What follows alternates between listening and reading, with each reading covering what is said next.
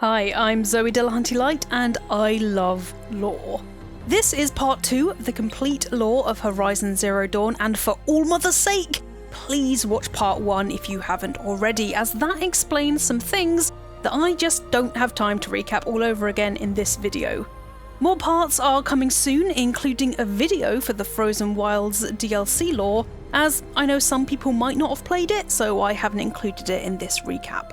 Spoilers are abundant in this video, obviously, so be warned. And now those formalities are done, get cozy, because this is a long one. Let's begin. Aloy, the clone of Elizabeth Sobek, grows up, develops an oddly large head, and gets her first taste of prejudice.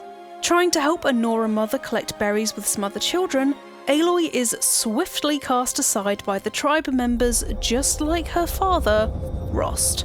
Recognising her by her unmistakable red hair and likely having heard about her from the High Matriarchs, the Nora mother pulls the other children away from Aloy like she's something shameful. She's just a little girl. Not all the High Matriarchs have it out for Aloy, mind you.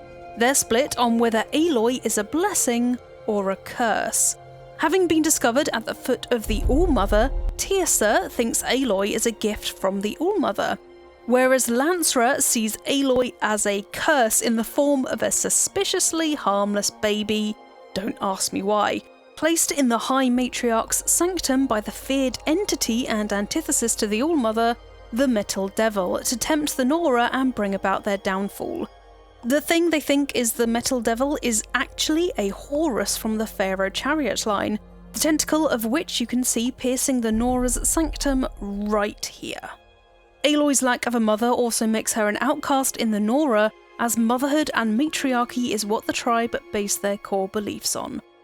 If you want to get all academic, which I am going to do, Aloy is a source of insecurity for most Nora because not only is she in this liminal space like Rost where she's simultaneously a Nora, courtesy of being raised by Rost and living in the Sacred Lands, but she's also not a Nora as she has no mother, and if someone without a mother can be considered a Nora and, as we'll later find out, an honourable, exceptional one at that, then what does that mean for their matriarchal beliefs, which they've based generations around? Back to that good old-fashioned childhood trauma. Angry, ashamed, and likely confused about why strangers don't like her, Aloy smashes those berries up and runs away, dealing with all of these strong feelings for the first time, bless her. Not looking where she's going due to the tears, Aloy trips and falls into a hidden ruin of the Old Ones. Going into any Old Ones ruins is strictly forbidden on threat of exile for the Nora, but Aloy is a child and her natural curiosity is piqued at the sights that surround her. As she tries to find a way out, Aloy finds something a bit more ominous than an exit, a mummified body. On its ear is a focus. Aloy, like any child would do, plays with this small device and awakens it for the first time in centuries, experiencing the technological marvels people in the 21st century took for granted. This is Aloy's first exposure to her heritage, I guess you'd call it. Unlike the rest of the Nora, Aloy isn't scared of the Old Ones or their technology. See, the Nora think the Old Ones got erased from history because they turned away from the All-Mother and surrendered to the temptations of the Metal Devil. This temptation and magic belonging to the Metal Devil is the Nora's interpretation of the technology found in the old ruins. Believing that the Metal Devil brought about the downfall of the Old Ones, everything associated with them is bad and serves as a warning from the All-Mother to her beloved people to turn away from any relics of the Old Ones. Anyway, Rost, concerned about his daughter, eventually finds her and is abhorred at the sight of the old technology, trying to confiscate the focus from Aloy. Being a stubborn child, Aloy says a firm no to that, and so, being a bit of a soft touch when it comes to Aloy, Rost allows her to play with it to her heart's content. She also tells him about the incident with the berries and the Nora, expressing concern about her lack of a mother. So, Rost decides it's about time she's told about the Proving. The Proving is a ceremony Nora youths go through to become Braves, which are the Nora's warriors. The winner of the ceremony gets to ask anything of the High Matriarchs. Of course, Aloy wants nothing more than to find out about her origins, so she decides she wants to win the Proving once she's of age, and trains hard from childhood to adolescence. To be honest, without that sprinkling of childhood trauma that just happened, Aloy wouldn't have found the ruins, then the focus, then find out about her origins and gone on to save everyone from the Pharaoh Plague, so in a weird way, thank the All-Mother for the Noras being dicks. Time passes, Aloy becomes extremely skilled with the bow and her athleticism blossoms, as she also sharpens her intelligence, the very same as Elizabeth Sobek's, by using the focus she found all those years ago. Holding the Nora in contempt due to their treatment of her, she views their religious beliefs with suspicion. It's this critical thinking that will make Aloy perfectly ready to figure out the mystery of her origins without her conclusions being clouded by religion. Remember Hades? The homicidal AI who split from Gaia and set all the other Zero Dawn subfunctions free and wants to destroy all life on the planet because that's what it's programmed to do? Of course you do. Who could forget him? Well, Hades has been busy since we last left the young and literally big-headed Aloy. After finding Sylens and Sylens figuring out that Hades is a remnant of the Old One's technology, Sylens decides he'll do literally anything to make Hades tell him more about the ruined civilization of yore. And I mean anything. Such as, just a thought, coming up with the idea of capitalising on the Carja civil war to leverage a secret cult called the Eclipse, belonging to a splinter faction named the Shadow Carja, into believing Hades is actually buried Shadow, a Carja god and their version of the devil essentially, and they should help it dig up the Pharaoh machines as they think Hades will then use those machines to help the Shadow Carja reclaim control of Meridian and put the rightful king on the throne. Whew, something like that, you know. Tangent time, the Shadow Carja split from the Carja tribe over a civil war between the previous Sun King Duran and his son Avad. The king, believing the derangement of the machines, more on that later, was due to the Carja gods being displeased, started to begin human sacrifice to appease the gods. But he didn't sacrifice his own people, of course, because that's just a political faux pas. Duran sent his military to kidnap members of other tribes and enslave them so they could be sacrificed, in what would be called the Red Raids. Avad objected to this, and in the subsequent civil war, gained control of Meridian and the support of the people, and was crowned Sun King. Duran was killed by Avad in the decisive battle, so now the widowed queen and her young son are the puppets/figureheads of the Shadow Carja, who have a base in Sunfall, the Carja royalty's summer palace. Despite proclaiming allegiance to the very young king, the Shadow Carja are actually led by their fanatical priests and military, which is led by Helis. You'll be familiar with him shortly, unfortunately for Aloy. Now, you heard me mention the Eclipse back there, so I'm going to give a brief summation of what they are: a cult. And yes, they're just as ominous as they sound. Born out of the wreckage of Duran's military, and they're basically Carja religious extremists, the Eclipse share Duran's attitude towards sacrificing enslaved people to appease the gods. Led by Helis, they believe in the god-given right of Duran to rule, and therefore believe his younger son is the true king instead of Avad, who in their eyes betrayed Duran. Having been appointed by a god, anything the king says, or used to say, goes.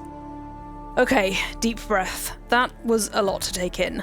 Time to explain the derangement now, as it's not only the cause of the Carja Civil War and therefore the Eclipse, but also why the machines of Horizon Zero Dawn can be aggressive, as that's not in their original programming.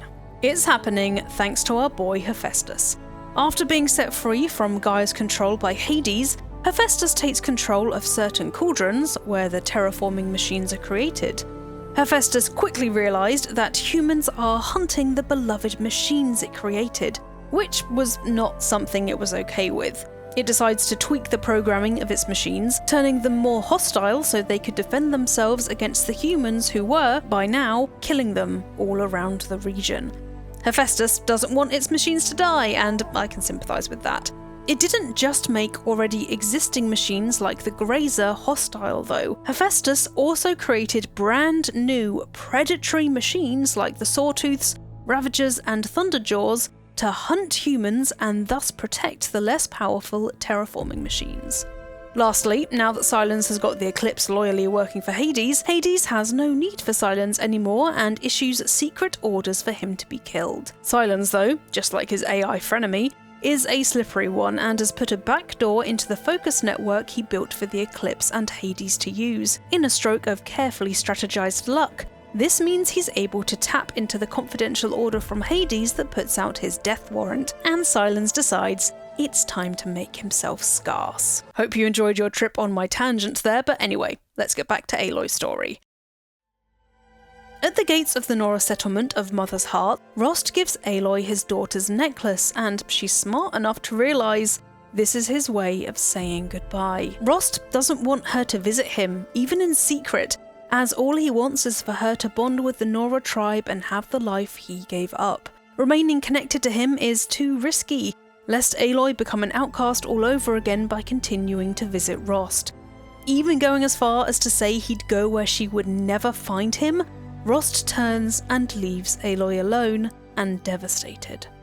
In the lead up to the proving, Aloy is treated like garbage by most of the other youths. Way to think for yourself, folks. Well done. Before the proving kicks off, Aloy befriends an Ossaram named Erend, who's accompanying a Carja sun priest who's trying to make diplomatic amends for the Red Raids, and notices his companion Olin, who, surprisingly, has his own focus. Meeting someone else with the focus for the first time in her entire life, Aloy is fascinated, but Olin acts super suspicious.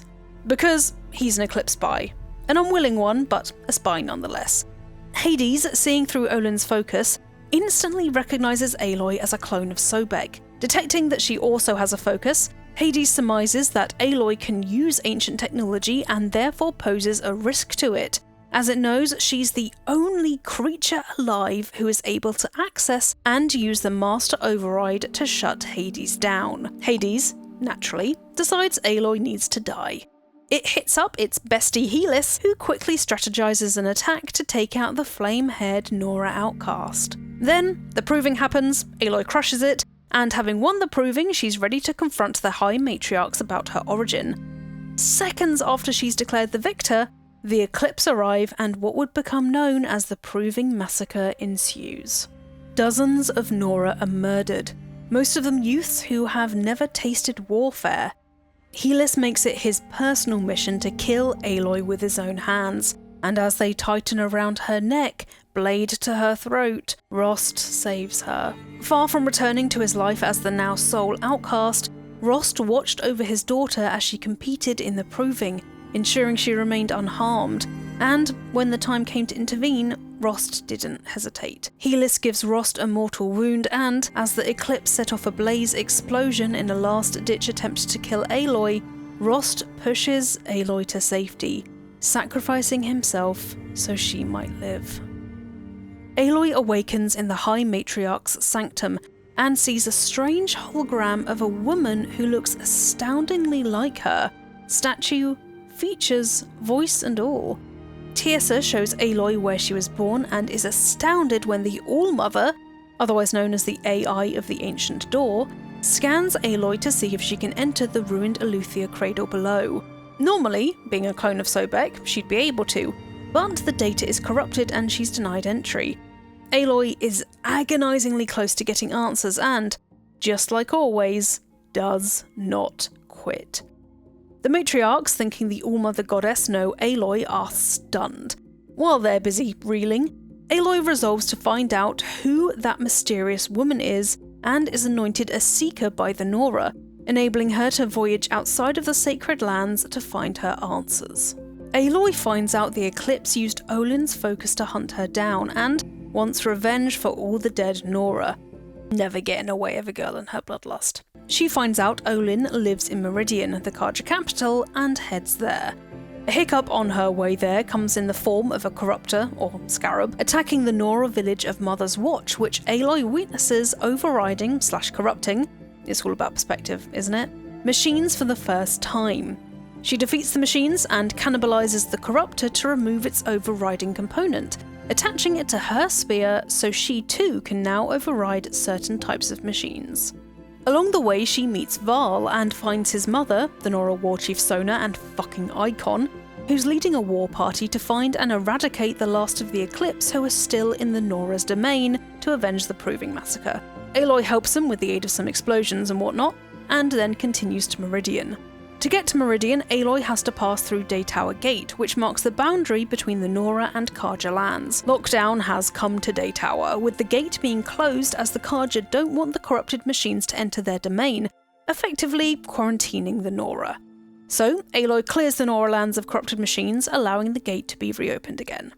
Once at Meridian, Aloy meets a drunk Erend, who has hit the drink because the captain of his vanguard, an Oseram military unit, has been murdered and he's now taken her place. The responsibilities and grief he has over the death of this Captain Ersa have forced him to depend on alcohol to get by. Despite his intoxicated state, Aloy tells Erend about Olin's connection to the Eclipse, and the pair investigate Olin's house to discover that he's only working as a spy for the Eclipse as they're holding his wife and child hostage. Olin is such a precious resource because he's very knowledgeable about the ruins of the Old Ones, having explored them for years, something obviously helpful when it comes to digging up pharaoh machines at the behest of Hades. Under the employ of Sun King Avad, Olin is also a skilled scout, hence why he accompanied the Sun Priest and Erend to the Nora, where he encountered Aloy for the first time. At Rockreath, a location Aloy and Erend found mention of in Olin's house, the pair finally find Olin, but to get to him, they need to take down two recently reawoken corruptors. An enigmatic voice worms its way into Aloy's ear via her focus, telling her he knows who she is and giving her a helping disembodied hand by disabling the Eclipse's focuses. Enter Sylens. Not physically, as he'll communicate from afar for a while yet. While tapping into the Eclipse focus network using that back door that saved his life before, he finds out about that kill order being executed against Aloy. Aloy is his dream, resembling Elizabeth Sobek to an uncanny degree and being enough of a threat to worry even Hades. Sylens quickly surmises that she could be his key to finding out more about the Old Ones. For now, he needs her alive to satiate his thirst for knowledge. Having done that, Aloy interrogates Olin and he tells her everything he knows about the Eclipse, Helis and Hades. He's even seen that same woman, Sobek, in a ruin called Maker's End. Here you can choose whether to kill or spare Olin. I spared him as he was forced into this mess. Aloy then goes and rescues his family. If you let Olin live, which I hope you did, Olin wants to help Aloy further, but she says his debt has been repaid and encourages him to go and keep his family safe, which he gratefully does. Having bonded over massacring Eclipse and seeing an ancient machine being reanimated, Erend opens up to Aloy. The murdered Captain Ersa was his sister. Although she had enough on her plate, Aloy decides to help Erend find those who killed Ersa. Bypassing the decoy ambush site where they thought she was killed, at the real place she was ambushed, they don't find what they expected. The pair thought she was ambushed by Shadow Carja who, as I mentioned before on my long tangent, have a long-standing feud with the Carja and therefore Ersa and her vanguard, who are part of the Carja military. Instead, they were attacked by Oseram, Erend's own kinsman. I'm going to go into this in a bit more depth in another video, so for now, all you need to know is that these Oseram are led by someone called Varl, an Oseram warlord who wants to commit genocide against the Carja in revenge for the Red Raids. He sees Ursa's vanguard as traitors for allying with the Carja. As the weapon Aloy found at the ambush site wouldn't have caused life-threatening wounds, she suspects Ersa might not be dead and helps Erend find her. It's too late.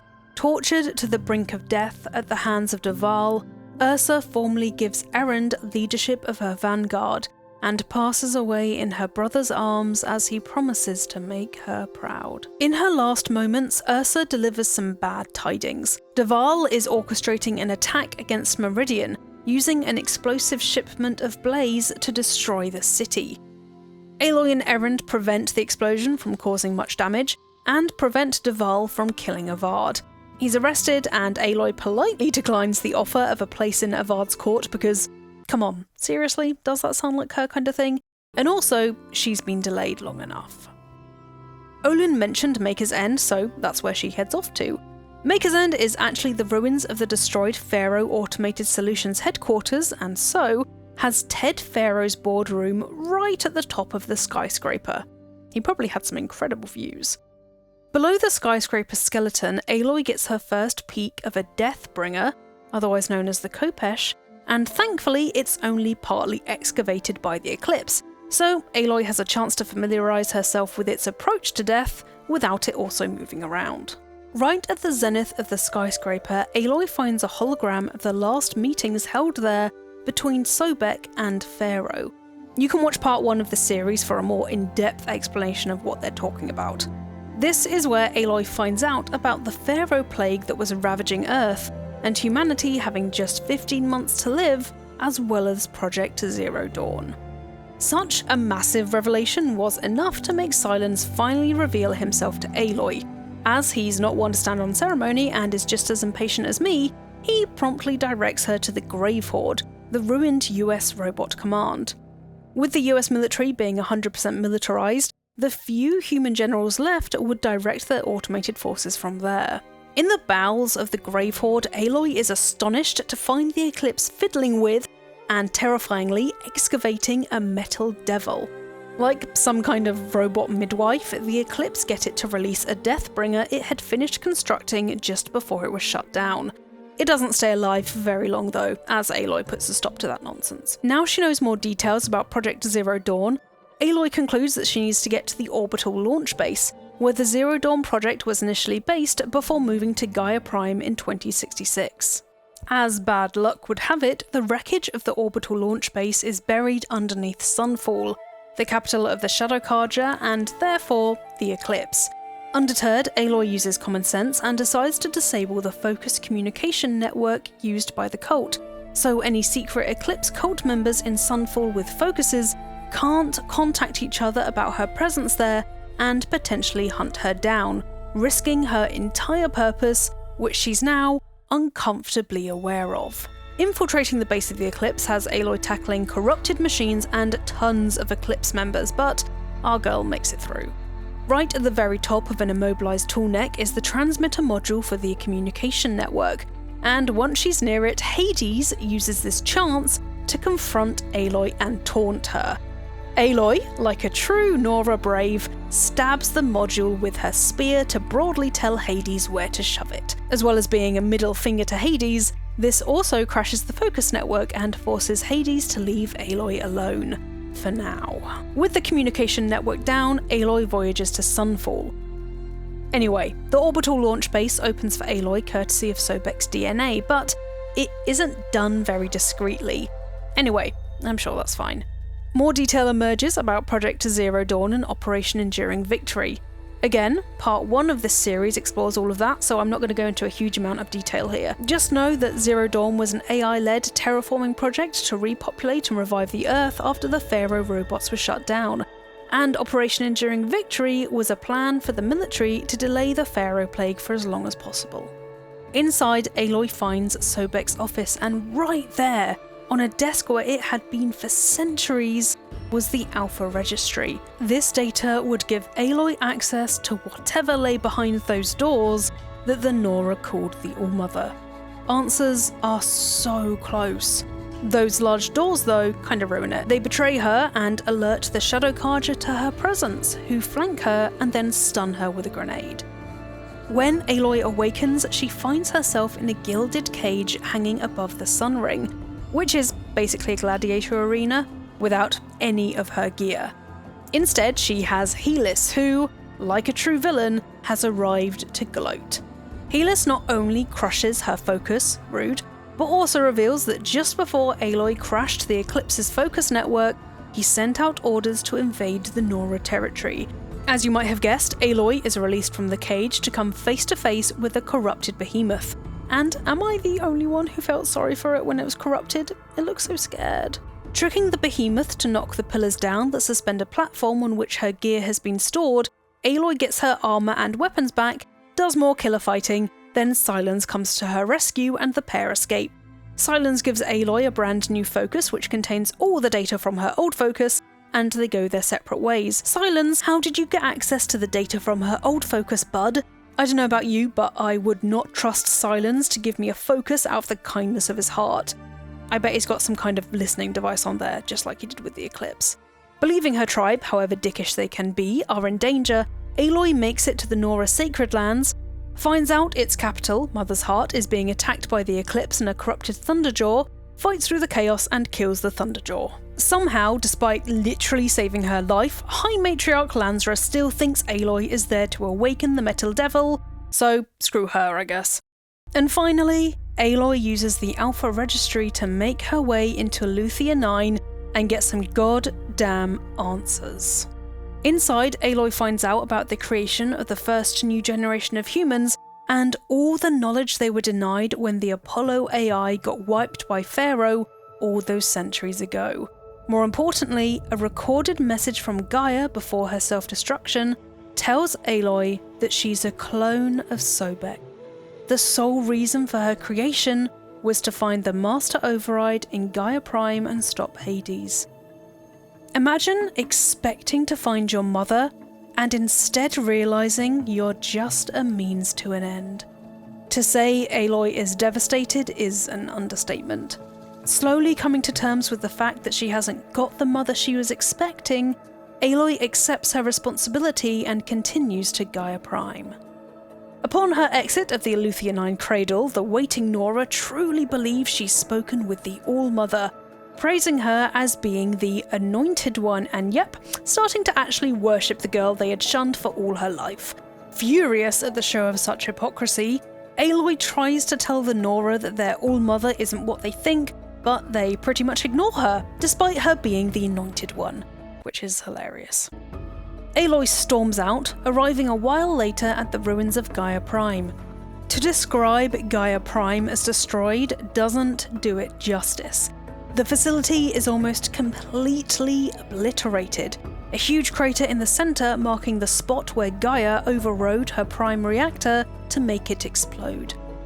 Skeptical that Gaia could ever be rebuilt and brought back online, Sylens interrupts Aloy's pessimism to remind her that although it is possible, it would take years and she basically has bigger things to worry about right now, like Hades. Inside the wreckage of GAIA Prime, Aloy finds out about everything that happened in the final phase of the Zero Dawn project, from the failed evacuation to Sobek's sacrifice and Pharaoh's murder of the Alphas. Among their corpses, Aloy finds the Master Override, a much-needed good bit of news among so much death and destruction. Back in Sylens' workshop at the brink of GAIA Prime, Aloy meets Sylens for the final time. In a remarkable show of honesty and almost integrity, Sylens reveals his history with Hades and his involvement in the Eclipse. During this confession, Aloy realises that Hades is going to try to use the same spire Minerva used to shut down the Pharaoh Plague to reawaken all those buried, deadly scarabs, Kopeshes and Horuses and use them to wipe out all life on the planet again. Sylens does something surprisingly kind, I think, but with him you can never know, and leaves his lance to Aloy, which she attaches the Master Override to. Can't do anything without a bit of stabbing, can you, Aloy?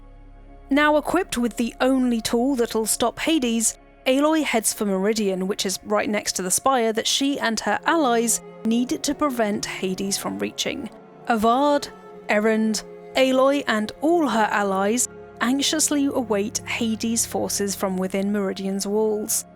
Lying awake on her bed, Sylens doesn't respond to any of Aloy's calls. Early morning arrives and so does Hades. Eclipse break their way into Meridian and Aloy goes one-on-one with Helis, killing him with the point of her spear and telling him to look to the sun, just like he did to that red-haired, terrified girl he attacked at the Proving Massacre all that time ago. Rost is finally avenged. Aloy battles hordes of corrupted machines, corruptors and Deathbringers, finally defeating Hades by driving her spear into its core, triggering the Master Override. A projection flares up from her focus, and to activate the Master Override, Aloy utters the name Elizabeth Sobek. With that, Hades is disabled and its extinction protocol is purged, deactivating the Pharaoh machines that were ready to massacre humanity all over again. Much jubilation ensues. Amidst the celebrations, Aloy goes on her own pilgrimage to the ranch where Sobek spent her childhood. On a bench, surrounded by a sea of flowers, inside the environmental suit she donned to save the Alphas, is Elizabeth Sobek. Aloy gently touches her face and takes the globe pendant Sobek died holding, finally having united with the woman she now sees as her mother. You didn't think it all ended there, did you? I said Hades was defeated, not killed. Like the pearl of a toxic ex, Hades goes back to Sylens and is kept in some sort of lantern. Sylens, that slippery so-and-so, is trying to find the quote-unquote masters who awoke Hades and ominously says Hades still has more to tell him. Not a good omen. In conclusion, fuck Ted Pharaoh. And that's a recap of the main events of Horizon Zero Dawn. What do you find most interesting about the Horizon Zero Dawn lore? Let me know in the comments below. I cover even more lore from Horizon Zero Dawn on the channel too, like the Frozen Wilds DLC, and extra niche lore you might not know, so if you're interested in that, make sure to check out the other parts in this series. Now, I'm gonna go and ring my mum, cause all that talk of Elizabeth and Aloy choked me up, so I'll see you next time.